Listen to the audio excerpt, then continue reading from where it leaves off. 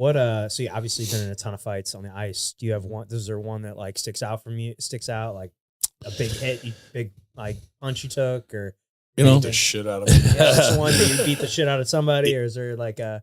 There's and I've been in over 300 plus 320, 330 ice fights in 17 years. So That's nuts. I think I had like 110 NHL fights, and I had probably another at least that in the minor leagues, plus everything that I did, growing up and whatever else. But I obviously, like, I fought Bob Probert, and Bob Probert's a legend. He'll go down as one of the toughest guys, if not craziest guys for sure. He was feared. I fought Twister, which was fun, but he just slapped me around a little bit in training camp, so it wasn't a real fight. He just had to let me know who boss was. And but one of probably my two favorite fights that I have, and I really couldn't pick one because they're both real fun. And one of them is one of the most hit fights on YouTube, and it's me and PJ Stock. And we literally, there had to have been 100 punches thrown between the two of us. Like, it was just, we like right off the bat, it's just toe to toe, his lefts versus my rights, and we're just chucking them at each other.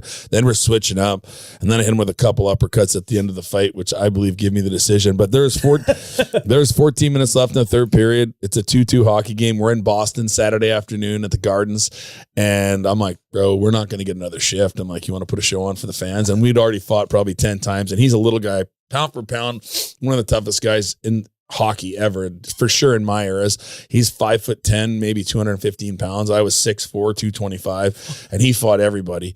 And so we went after it. And then we went to the bar after because Billy Guerin was on the Bruins, and Big Walt, Keith Kachuk, and Dougie Waite were really good friends because they're all USA hockey guys. And so we went to this bar after, and so me and PJ Stock were hanging out at the bar taking pictures. We both had shiners. And then the other one is real good is Scott Parker. He's a big tough guy. Played for Colorado for a long time, San Jose Sharks. And he always used to beat the hell out of me, but this one night he was roughing up Al McInnes. And I always tell people, like, I was really, like, there's times where you just have to flip a switch and fight a guy to see who's tougher. But there's times when I'm out there protecting, and I was always very, very, like, a lot tougher in my opinion when I was protecting somebody, because it just was a different animal inside of me that was pissed off. Like, now you mess with one of my boys and I'm going to crush your face. And so we had another really good tilt. And I also scored my first NHL goal that night on Patrick Waugh, one of the most legendary goaltenders of all time. And I did all that on my dad's birthday. So that was a pretty special night for my family. That's awesome. That's cool. Well, how often are you like, or when, whenever you're going to fight somebody, like, is it always like, if you had to like say a percentage of the time, like, how often do you guys like, lined up against each other? Like, you want to put on a show, or how often would it be like something where, hey, I want to go fuck this dude up because he hurt one of my boys? I would say that if I were to get in 20 fights, 15 of them were like, let's just get after it. And then 5 are I'm going out there to get some retribution. Got it. Okay.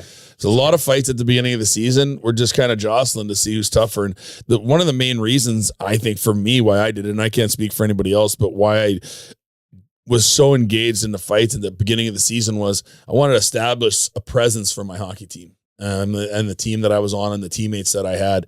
And, I was the toughest guy in the team. Everybody knew it. I knew it. I knew it was my role. I played my role to the best of my abilities.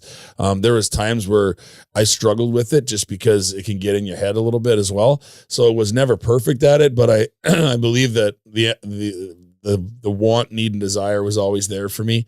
But I wanted everyone on my team to be a couple inches taller and 20 pounds heavier. And if I was on the bench, I wanted the other team to know, listen, you fuck around and find out, and you come messing with my guys, I'm coming to get you. So I feel like if you ever talk to any of my teammates, hopefully that's how they felt about me. And because I took pride in it, and it really stems back to, not being very popular as a young kid. From the time I was 10 till I was probably 13 or 14, I had really bad bouts of depression as a young kid. I didn't have a lot of friends.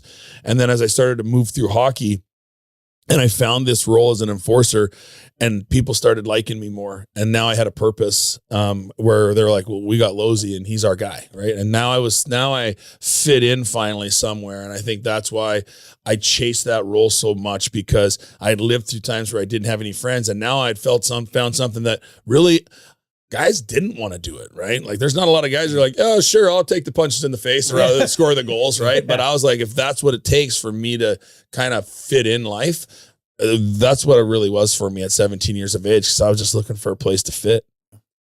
Incredible. So now, like the way the game's played today, I mean, you don't really see too many enforcers anymore. The Blues, I feel like, just having been a hockey fan growing up, the Blues have always had a pretty strong enforcer on their team. I mean, how do you see it in today's game? I mean, it's just is it kind of a position that's kind of faded away a little bit? I think that the biggest challenge that the NHL and I guess just the hockey fans are facing right now is that junior hockey at some levels has really restricted what they allow guys to do from a fighting standpoint. When I was in the league in the NHL, they were already starting to say, hey, listen, like we're up 4 goals, don't fight their other guy. Where in the 80s and 90s, it was like, okay, listen, if one team got up 4-0, then the game started to get a little chippy. The 2 tough guys that signed the dotted line, that this is their role, went out there, beat the hell out of each other, and then a good game usually ensued, and a good hockey game usually came from it. They started changing that in the late 90s, early 2000s, and into the late 2000s, and almost have kind of eliminated that role of having an enforcer. We still have some enforcers, but today more than ever, that enforcer has to be able to play the game. You have to be able to contribute. And you can't afford to have a guy that's just tough on the bench that's a liability while he's on the ice, because the games are too tight. The hockey players are too good nowadays. These kids are training at the highest level ever, and you see it. You just look at a guy like Connor McDavid, how fast he is, and what that guy does with the puck on his stick at such a high speed is just absolutely incredible. And he's not the only one. Nathan McKinnon's no different. Sidney Crosby. Are these guys better than Gretzky or Lemieux? I don't think so. Will they ever get those points? No. But was the game different back then? Yeah, it was. They didn't watch video back then. They drank beer and smoked cigarettes after the game, not get protein shakes and go for a warm down workout. And then, you know what I mean? Like, it's a completely different world today. So like Michael Jordan always says, he never wants to be said that he's the greatest, even though we all know that he is, because there's so many different generations. There's the past and there's the guys that were after him. So I feel the same way in hockey, although, Gretzky has more assists than any other player has points. It's pretty easy to trigger him as a guy that really did it right. But, the enforcer role is a little bit lost, but it's never going to stop fighting in the game of hockey. And now you see guys like Braden Shen, who's a $7 million a year guy. He's kind of the guy that fights when we have to. Right. Even though they got Tucker, who will step in there and get after it. You saw Colton Parenko in Four Nations getting a fight with JT Miller. I'd love to see him fight a couple times. If I was Parenko's coach, I would tell him this. Play like Pronger. In the first, you can't play like Pronger because you'd be in jail. Okay, you would not just be in the penalty box; they'd escort you to jail. But a little bit of that Pronger, yeah, that's what we need. And I would just tell him, like, if there was a moment where somebody crashed the net and got a little aggressive, I don't care how many penalty minutes you take, we'll kill it off, figure it out. Drop your gloves 3 times in the first 20 games and just absolutely beat the brakes off somebody. And guys are going to have a different image of going to the net while you're in front of it. If they know that there's just a chance, right? If they know there's not a chance, then they're not scared of you. They're like, whatever, you big baby, And he's played tough for the last 2 years. And I don't know if he's just kind of growing into it, but really too bad that he hurt himself, because I really felt like he's having his best season all the way around, had 15 goals, I think, already.